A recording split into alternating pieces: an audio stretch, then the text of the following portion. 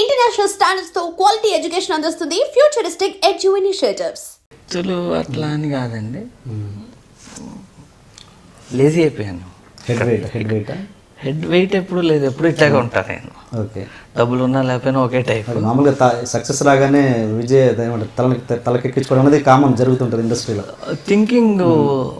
Thinking pattern wrong అయి ఉంటుంది. Okay, సరిగా అంటే అలర్ట్గా ఆలోచించటం, ఇంకా బాగా చేయాలని ఒక తపన ఉంటుంది. అది పోయి ఉండాలి, వేరే వేరే కాంప్లికేషన్లు వచ్చి. మీరు ఆ స్టేటస్ని ఎలా ఎంజాయ్ చేశారు అప్పుడు? అంటే మీకు లేదా అప్పటికి ఎప్పుడు నేను తేజాన్ని నాకు గుర్తుండదు. నేను మాట్లాడేటప్పుడు గుర్తుండదు. గుర్తుండదు. ఓకే, గుర్తుండదు. నేను తేజాని, నేను డైరెక్టర్, నేను ప్రొడ్యూసర్, నేను సినిమాలు తీశాను, నాకు ఇంత ఉంది, ఇంత ఆస్తులు ఉన్నాయి, ఇంత పోయినాయి, ఏముండదు నాకు. What I feel I talk. అందరూ ఏంటంటే తాగినాక ఆన్లో ఉంటారు, నాకు ఎప్పుడు ఆన్లోనే ఉంటుంది. 24 hours. మెయిన్ ఏమైందంటే ఫస్ట్ రాంగ్ స్టెప్ వాస్ నిజం. ఓకే, ఆ నిజంలో ఏంటి అని అంటే ఒక విధంగా మహేష్ బాబు అయితేనే ఆ క్యారెక్టర్కి న్యాయం. ఎందుకు అని అంటే మహేష్ బాబు పర్ఫార్మెన్స్ ఉంటుంది, ఆ ఇంటెన్సిటీ ఎవరూ చేయలేరు. ఓకే, మహేష్ బాబు బదులు కొత్తవాడు ఎవరన్నా ఉన్నా మ్యాసివ్ హిట్ అయ్యేది సినిమా. ఎందుకంటే పక్కన మదర్ నుండి చేపిస్తుంది కాబట్టి. అవును, మహేష్ బాబు రెగ్యులర్గా అనుకున్న హీరోలు ఈ ఏమంటారు, ఈ నితిన్ దేకిన లాంటి హీరోలు ఉంటే బాగా వర్కౌట్ అయ్యాయి. అక్కడ ఎక్కడ మిస్ అయింది అని అంటే నేను మహేష్ బాబుతో చేద్దాం అనుకుంది బాబీ అనే అటర్ ఫ్లాప్ తర్వాత. అవును, మాది అండర్ ప్రొడక్షన్ ఉన్నప్పుడు ఒక్కడు పెద్ద హిట్ అయింది. అవును, సో పెద్ద మాస్ హీరో అయిపోయి వాళ్ళు వచ్చి మదర్ పక్కన నుంచి చేపించడం ఏంటి అనేది వాళ్ళకి నచ్చల. Okay, that was the big blunder. Otherwise నిజం అన్నది చాలా మంది దాంట్లో మంచి డబ్బుల్ వైజ్ లాస్ కాదు. ఓకే, అక్కడ మిస్ కొట్టేటప్పుడు బ్యాలెన్స్ మిస్ అయ్యింది. ఓకే అని నా ఫీలింగ్. ఓకే, ఇంకా పెద్ద పెద్ద ఎక్స్పర్ట్స్ అనలైజ్ చేస్తారు కదా, తేజ ఇక్కడ దీనివల్ల పోయాడని. మీరు మొన్న మహేష్ బాబు గారి గురించి ఏదో ఇంటర్వ్యూ మాట్లాడి తన టాపిక్ ఈ మీడియా గురించే మాట్లాడుకుంటే మీరు మాట్లాడింది ఏదో పక్కన పెట్టేసి మిగతాదంతా ప్రొజెక్ట్ చేశారు, నేను ఏదైతే అసలు విషయాన్ని మాట్లాడారో ప్రొజెక్ట్ చేయలేదని వచ్చారు. మీరు ఏదన్నా నిజంగా మీరు మాట్లాడింది కట్ చేశారో మీడియా అనుకుంటే కనుక ఇప్పుడు మా మీడియా మిమ్మల్ని అది ప్రాజెక్ట్ డెఫినెట్గా ఐ డ్రీమ్ డెఫినెట్గా మిమ్మల్ని ప్రొజెక్ట్ చేస్తుంది చెప్పొచ్చు. అంటే నేను యాజ్ ఇట్ ఈస్గా అంది ఏంటంటే ఊరు దత్తత తీసుకున్నాడు మహేష్ బాబు, దీని గురించి మీ రియాక్షన్ ఏంటి అని అడిగారు. మామూలుగా ఎక్కువ మంది ఇటువంటివన్నీ చేసేది ఇన్కమ్ ట్యాక్స్ కోసం చేస్తుంటారు. అలా కాకుండా నిజంగా తీసుకుని ఉంటే, నిజంగా ఫుల్ హార్టెడ్గా చేసి ఉంటే కనుక హ్యాట్స్ ఆఫ్ టు హిమ్ అన్న. ఇది కట్ చేశారు, మిగతాది ఇన్కమ్ ట్యాక్స్ కోసం చేశారని పెట్టారు.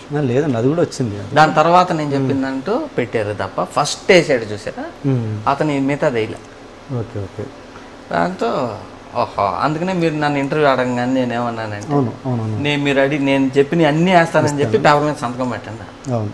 ఇవాళ ఇంకో డిసైడ్ చేసా, ఇదే లాస్ట్ ఇంటర్వ్యూ, ఇంకేమన్నా చెప్పారు ముందే చెప్పారుగా, అది నా అదృష్టం అని చెప్పాను. ఇంకేమన్నా అసలు సరే, నెక్స్ట్ సినిమా రిలీజ్ కూడా అయింది.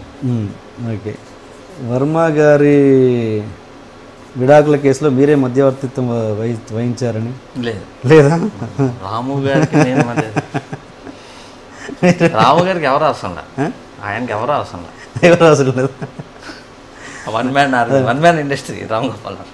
అంటే మీరు ఆయన బాగోలు చేసి మీ ఫ్యామిలీ మెంబర్, ఆయన మరీ దగ్గర వ్యక్తి కదా మీరు రామ్ గోపాల్ వర్మ గారికి. కానీ మనం రామ్ గోపాల్ వర్మ గారికి ఏ విషయంలో ఎవడ అవసరం లేదా?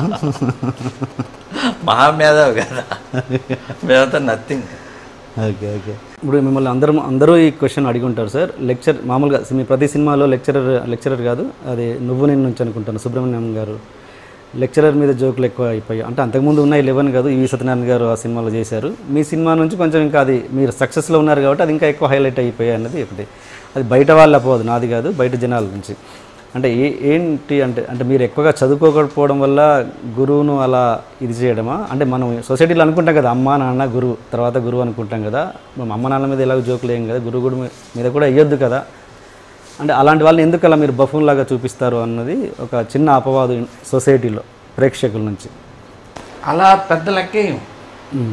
అంటే నేను లెక్చరర్ దగ్గరికి వెళ్ళలేదు కాబట్టి, కాలేజీకి వెళ్ళా కాబట్టి లెక్చరర్ వాల్యూ తెలియదు, అలా కాదు. కానండి ఇప్పుడు సొసైటీలో అన్ని రకాల వాళ్ళు ఉంటారు.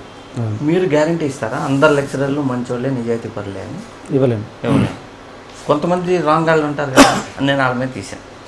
ఓకే, అలా అని చెప్పేసి ఇప్పుడు మనం కూతురుతో అసభ్యంగా ప్రవర్తించే తండ్రులు కూడా ఉన్నారు సొసైటీ. అలాని వాళ్ళని ప్రొజెక్ట్ చేయలేం కదా మనం స్క్రీన్ మీద. ప్రొజెక్ట్ చేయాలిగా, పబ్లిక్కి తెలియాలి కదా ఇట్లా అసభ్యంగా బిహేవ్ చేసే వాళ్ళు ఉంటారు. వచ్చి ఇప్పటివరకు చేయలేదు. ఎందుకు చేయలేదంటే అలాంటివి బయటికి రాకపోవడం ఉత్తమం అన్నది వాళ్ళ ఫీలింగ్. అందుకని కాదు, మనం మామూలుగా నిజాలని ఇష్టం ఉండదు. కొన్ని నిజాలు ఏమవుద్ది, నచ్చకపోతే ఇటు తిప్పేస్తుంటాం. అలా తప్పటం వల్ల నిజం అబద్ధం అవుతుంది, అబద్ధాలు నిజం అవ్వవు. ఓకే, మనం ఇండియన్ సొసైటీలో చాలా వరకు ఏంటంటే వాస్తవాల నుంచి ముఖం పక్కకి తిప్పేసుకుంటుంటాం, ఇలా పెట్టుకుని వెళ్ళిపోతుంటాం. కళ్ళు తెరిస్తే బెటర్ కదా, కళ్ళు తెరిచి చూడండి, జరుగుతున్నాయి, చాలా వాస్తవాలు జరుగుతున్నాయి. ఇప్పుడు నిజం, మన చిత్రం అనే సినిమా తీశారు, 16-17 ఏళ్ళకి అమ్మాయి ప్రెగ్నెంట్ అవుతుంది. ఇదేంటి ఇలా ఎందుకు తీసావు, ఇటువంటి సినిమాలు ఏంటి అని చాలామంది కేసులు కూడా వేస్తున్నారు. నా మీద, రామోజీరావు గారి మీద కేసులు వేస్తున్నారు. నేను కొత్తగా తీలా, కొత్త సినిమా స్క్రీన్ మీద కొత్తది, కానీ చాలా వరకు ఇంతకుముందు జరిగినాయి. 16-17 ఏళ్ళకి ప్రెగ్నెంట్ అయినా 100 మంది ఉన్నారు. కాకపోతే మన పక్క తిప్పేస్తుంటాం, చూడం. స్క్రీన్ మీద పెట్టేటప్పటికి అది పెద్ద హిట్ అయిపోయింది సినిమా. చాలా వాస్తవాలు ఇట్లా రాకుండా పాత కథలే తీస్తున్నాం. కానీ అలా రావడం ఎంతవరకు కరెక్ట్ అంటారు? ఇప్పుడు నేను చెప్పిన సబ్జెక్ట్ అనుకోండి, కూతురుతో అసభ్యంగా ప్రవర్తించే తండ్రి అని చెప్పేసి మనం సినిమా తీసాం అంతేందుకండి. మొన్న ఈ మధ్యన ఒక కార్పొరేట్ స్కూల్లో ప్రిన్సిపాల్ గారే ఒక అమ్మాయిని వీడియోలు తీసేయటం, అతను బర్తరఫ్ చేశారు, జైల్లో పెట్టారు. ఓకే, వాస్తవమే కదా. ఇట్లా జరుగుద్ది అని తెలిస్తే పేరెంట్స్ అవేర్ అవుతారు, ఇలా జరుగుద్ది అని. ఓకే, అయ్యో స్కూల్కి వెళ్ళినా ఎక్కడికి వెళ్ళినా మొత్తం గుడ్డిగా మరి మీరు అన్నారు కదా తల్లి తండ్రి గురువే దైవం అని, మరి గురువే అట్లా చేసాడుగా. రేపు మేము తీసామనుకోండి ఇట్లా చేసాడని మీరు ఒప్పుకోరు, మీరే ఒప్పుకోరు. ఇప్పుడు క్రిటిసైజ్ చేసేవాళ్ళు సినిమాల్లో కాదండి, బయట సమాజంలో బోల్డ్ జరుగుతున్నాయి. అవి క్వశ్చన్ చేయండి, మాట్లాడితే సినిమా మీదకి వస్తారు అందరూ.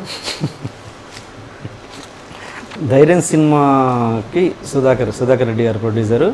అది ఆ సినిమా మధ్య నడుస్తుండగానే తను వెళ్ళి పర్సనల్గా వెళ్ళి ఎడిటింగ్ చేశారు, ఏదో సంథింగ్ జరిగింది. అంటే అప్పటికే మీరు ఒక సక్సెస్లో ఉన్న డైరెక్టర్, అంత సక్సెస్లో ఉన్న డైరెక్టర్ సినిమాకి మధ్యలో వేలు పెట్టి ఎడిట్ చేసేంత ధైర్యం ఒక ప్రొడ్యూసర్కి వచ్చిందంటే, మీలాంటి డైరెక్టర్కి ఎలా జరిగిందంటే కొత్త డైరెక్టర్ల పరిస్థితి ఏంటి అసలు? అప్పుడు జరిగింది ఏంటి అసలు? అంటే వాళ్ళు మాకు ఇలా కాదు అలా కావాలి, అలా కాదు ఇలా కావాలి అంటా ఉంటే సరే మీకు ఏం కావాలో చేసుకోండి అని చెప్పి వదిలేసేది. అంటే సుధాకర్ రెడ్డి గారితో మీ ఫస్ట్ మూవీ కదా అంటే? సుధాకర్ రెడ్డి గారితో మాకు పరిచయం ఎక్కడంటే, నువ్వు నేను ఆయనే డిస్ట్రిబ్యూటర్. ఆ ప్రొడ్యూసర్గా ఫస్ట్ సినిమా కదా ధైర్యం. ఆయన ఏషియన్ ఎంటర్టైన్మెంట్ అని. అంటే నేను ఏంటంటే అంత వాళ్ళ అబ్బాయిని ఇంట్రొడ్యూస్ చేశారు, ఒక హిట్ సినిమా డిస్ట్రిబ్యూషన్. ఫిల్మ్ ఇండస్ట్రీలో విశ్వాసాలు ఉండవు, మీరు విశ్వాసం దగ్గరికి వెళ్ళొద్దు అసలు. విశ్వాసం అంటే ఏంటి అది ఉండదు, చాలా తక్కువ ఉంటుంది. ఓకే, కొంతమందికి మంచి మనుషులు ఉంటారు కదా, వాళ్ళకే విశ్వాసం ఉంటుంది. ఓకే, మీరు అది మర్చిపోండి, విశ్వాసం అనేది లేదు ఇండస్ట్రీ. సో ఇప్పుడు ధైర్యం సినిమా రిజల్ట్లో మీ పార్ట్ ఏం లేదంటారా ఎట్లా? అంటే ఆ సిచ్యువేషన్లోకి వెళ్ళాం కదా, అటువంటి పరిస్థితుల్లోకి వెళ్ళటానికి కారణం నేనే కాబట్టి నాదే బాధ్యత. తప్పించుకుంటాం ఎందుకు? మీరు మీడియా పరంగా ఇండస్ట్రీలో మీరు అసలు చాలా స్ట్రైట్ ఫార్వర్డ్, స్ట్రాంగ్గా, కఠినంగా ఇంత అసలు దడదడలు ఆడిస్తుంటారు కదా ఇండస్ట్రీని. ఇంట్లో ఎలా ఉంటారు మీరు? అంటే పులి టైప్, బయటేమో పులి టైపు, మరి ఇంట్లో పులి టైప్ అయినా పిల్లి టైపా? ఇలా మీ కుటుంబంలో ఎలా ఉంటారు? ఎక్కడైనా ఒకటే, నేను పెద్ద యాక్టింగ్లు ఏమి ఉండవు. అంతేనా? ఇంట్లోకి వెళ్తే కూడా ఏం చేస్తాను, నేను ఎక్కువ మాట్లాడతాం ఏమి ఉండవు, పుస్తకం చదువుకుంటుంటా ఎక్కువ. మీ పిల్లలతోటి, మీ మిసెస్ తోటి ఎలా ఉంటుంది మీరు రిలేషన్? బాగా వాళ్ళు మాట్లాడుతుంటారు, నేను వింటుంటా. ఇప్పుడు ఎప్పుడంతే వాళ్ళు మాట్లాడుతుంటారు, నేను వింటా ఉంటాను. మీ పిల్లలు మీ సినిమాలు చూసి నచ్చిన సినిమాలు నచ్చినవి ఉంటే, ఏగినవి ఉంటే. ఇప్పుడు హోరాహోరీ చూసాడు మా అబ్బాయి. ఓకే, చూసి అవుట్డేటెడ్ ఫిలిం, చాలా చెత్తకుంది అసలు, ఇది నీ సినిమా లాగా లేదు అన్నట్టు. తనకి నచ్చిన సినిమా ఏంటి మీ దాంట్లో? నిజం. Subscribe iDream Media. Please do subscribe to iDream. Please subscribe to iDream Media. For best entertainment and information, please subscribe iDream. And don't forget